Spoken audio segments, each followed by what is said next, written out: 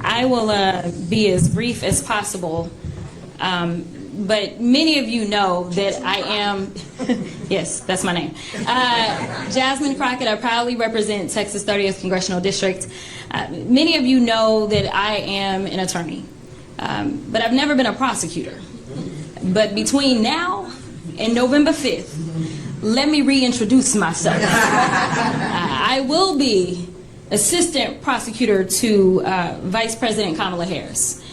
And when I sit and I listen as Congressman Meeks opened up, he talked about history.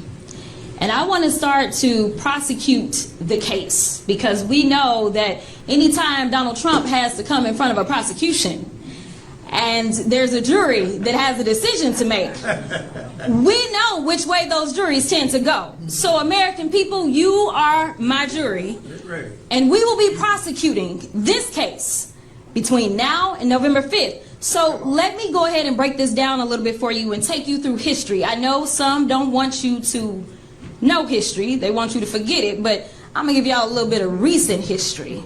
When we start to talk about why this House will end up coming back and belonging to the Democrats, let's take you through what it's been like for me, from my eyes as a freshman Congresswoman.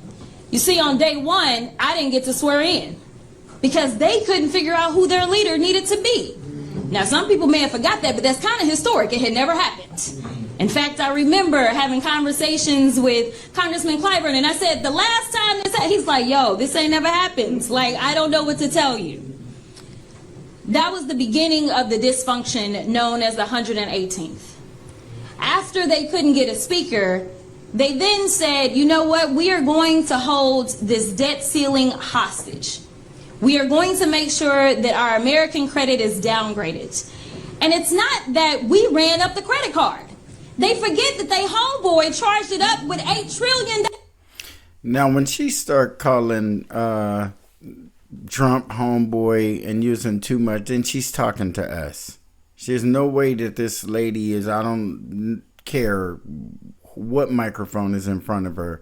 When she start referring to the Republican candidate for president as homeboy, she's talking to us.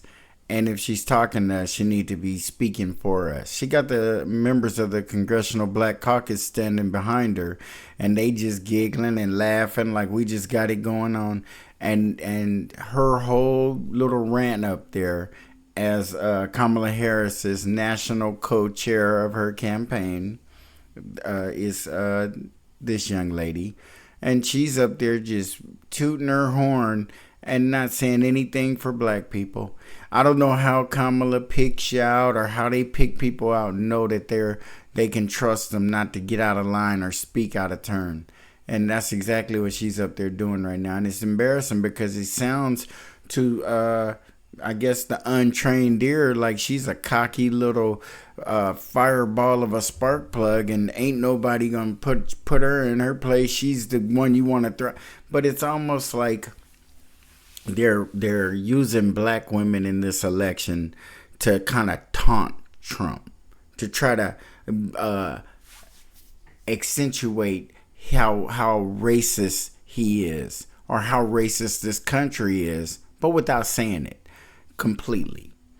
And when I say by not saying it, what I mean is by not doing anything.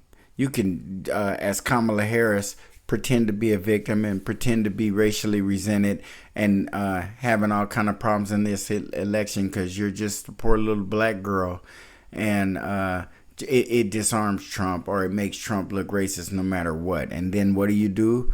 You'll get this one here, and she's a little fireball and a spark plug, and she's offensively going out there and trying to poke and prod him so that he can screw up something and make a response. I just don't like for us to be used like that. I think if you're going to stick black faces out there, they should be out there for black causes. Dollars in one term. Something that has never been done before. And then they decided, you know what? Because y'all decided to finally move forward and try to save the United States and our credit from crashing, we're going to go ahead and fire the guy that it took us forever to decide that we wanted to hire. And then we had to go through rounds and rounds and rounds of them not knowing who they wanted their next leader to be.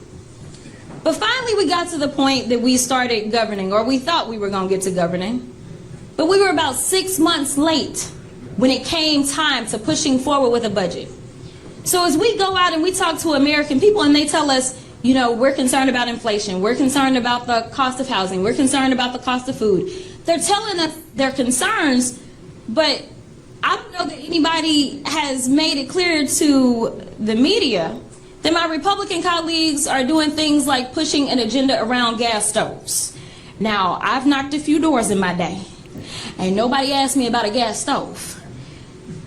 I tell you all this to say is that I need the American people to remember what it was that they did when they had the power in their hands.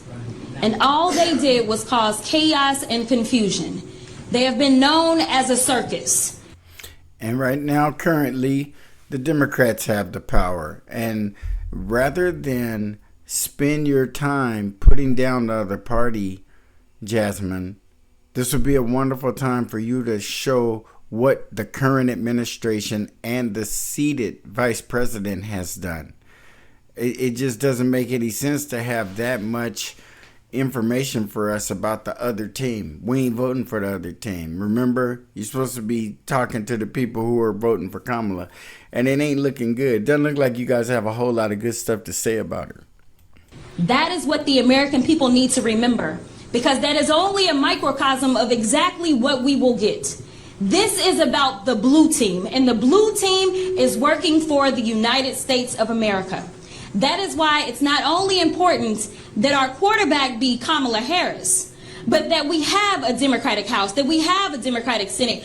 We've had all that before, and we're here now asking for it again. I mean, how many times do we have to keep giving? It isn't like it's easy for you guys to get set up with that super majority. And when you get it, you do nothing with it. You squander it. You should go full steam ahead and try to push through as much of your legislation at that particular time as you can. But you never do. And black people are never on the plate. So I don't know why you guys think that we just, yes I do, shit, I know why, because we do. We need to quit supporting people that look like us just because they look like us, and they're not even willing to get up there and acknowledge us. We got to stop it. Because when we talk about the work that this president has been able to do for the American people, he wasn't able to do it by himself. It is important that we recognize and we dig deep and say we deserve better. It's not about an individual. It's about you having an opportunity to choose the blue team or the orange team. Do y'all know what the orange team means? Nevertheless, it is important that we understand, as it's already been laid out, it's time to get to work. That's right. We can get there, but if we go ahead and cede our power, we will not make it. But the power belongs to the people, and I'm telling you right now that so long as we do our part, we will win and we will save democracy. Yeah, well, I feel that black people in this country have already conceded their vote and their power and any negotiation leverage that we may have or could have because of people like this. We give our vote to you. We put you in a place to fight for us, and then you get up there and you're worried about democracy. That isn't existent as far as we're concerned. It's non-existent. And you're up there whining and crying like the country is just run so well and there's no way you can let the democracy fail. Well, what we need to do is worry about getting some equality and equity in our lives and not be out here fighting for something that makes absolutely no sense on behalf of Kamala Harris, who does not have us on her platform. Does the Congressional Black Caucus know this? Are you guys aware that we're not on her platform in any way, shape, or form? And beyond that, we're looked at as a part of this economy, opportunity economy that she's developing. And we're going to just have to get in where we fit in. And the way things have gone prior to 2024, it doesn't feel very good for black people to be put out in an economy that's headed with the word opportunity, as the way our opportunities have been going in this country. We have seen it from the moment that she got into this race. You have seen nothing but history being made Finally, for the right reasons instead of the wrong reasons. You see historic amounts of money being raised. You see historic. Is that a good thing? Is it really, when a person is able to raise a bunch of money from corporations and rich people? I mean, is it? If all the poor people gave, you wouldn't make that much. You're making millions and millions of dollars per day, per week, per month. It's something that you're going to be doing for these people. They're not just throwing money to you, Kamala, because they like you. And Jasmine Crockett needs to be a little more candid, and she needs to be a little more full-throated when speaking about black issues, because she ain't speaking about them at all. We need to start speaking about them. In every speech, every time one of our elected officials gets in front of that mic, they need to give us an update, let us know they thinking about us, a shout out, a holler out, or whatever. Amounts of women coming together online and black men coming together online and raising money. That is because see, now she's specifically speaking to black people because she's asking for money. She's not specifically speaking to us black people in an effort to let us know, hey, we're going to be doing this for you, or this is the direction we're going for us, or this is what we're going to be trying to pull for our race. Nah, she's up there talking something about money coming in and in the other direction. I'm telling you, it takes a lot of courage to do this, and they only do it to us. You got to start paying attention to the treatment that we get as opposed to other voting blocks in the country. It ain't right. Understand the assignment. And right now, we need the American people to understand the assignment. This is about saving all of us collectively, not about serving an orange Jesus. Yeah, that's another one of those little brainwashing tips for us, folks. We'll take care of you. Just vote for Kamala. We got you. And I don't think so. But we damn sure ain't sold on this Trump dude. But you just think that just because he's that bad, you're going to just get our vote and not have to do anything for it? That's the dumbest thing I ever heard of in my life.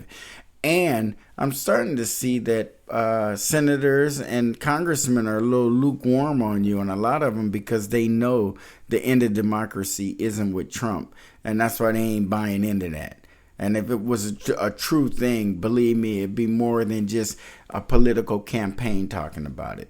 This 2025 stuff, you guys need to knock it off. It is not a scare tactic that you need to be employing. You need to get people to come towards your campaign because they love what you're talking about, and they love what you're doing, and they love the hope and promise that you inspire, but not just getting up there and repetitively repeating yourself again and again and again. We're tired of it. We want to hear something new. Yeah. And little Jasmine Crockett, she's the little spark plug that the Democrats have found and are very impressed with. They love her. They think that because she can be controlled, which is very important. She gets up there and she's speaking to white people like they're not used to. They're not used to people coming at them the way she is. She's she's something else. And I just wish that we could use her in our fight and not just be used as a tool for Kamala Harris to get elected without giving anything back in return. It just don't seem right. We got smart people out there. This little girl, Jasmine Crockett, I think she can be of use to us, but she's not being of use to us. She got her little self out there when she took off on Marjorie Taylor Greene, and everybody was like, "Ooh, yeah, ooh," it was exciting to him to see that and to understand that we had somebody who was gonna put Marjorie Taylor Greene in check, and that's really, all that barking and stuff. I think we need to tone it down and get about our business and be about action, because that kind of stuff, you just get a big old name for being ghetto and ignorant and whatever else they want to call you. And I don't agree with it, but I do believe that we should conduct ourselves like congressmen and congresswomen when microphones and cameras are turned on, especially when we know they're on, and not be referring to people in street terms. And with that, I just want you guys to know Jasmine Crockett is going to be doing the major campaigning for Kamala. And most of it, I think, in an effort to secure the black vote and keep black vote feeling, because black people like her. She's a very well liked person because of her little attitude and her little spark. But I just feel there's more effective ways to be than that angry black woman persona that is so stereotypical of black women in this country, and they just push and push, and we need to get away from the racism talk as it pertains to Kamala. We need to talk about racism as it pertains to black people. Like, share, comment, and subscribe, folks, and I'll see you on the next one.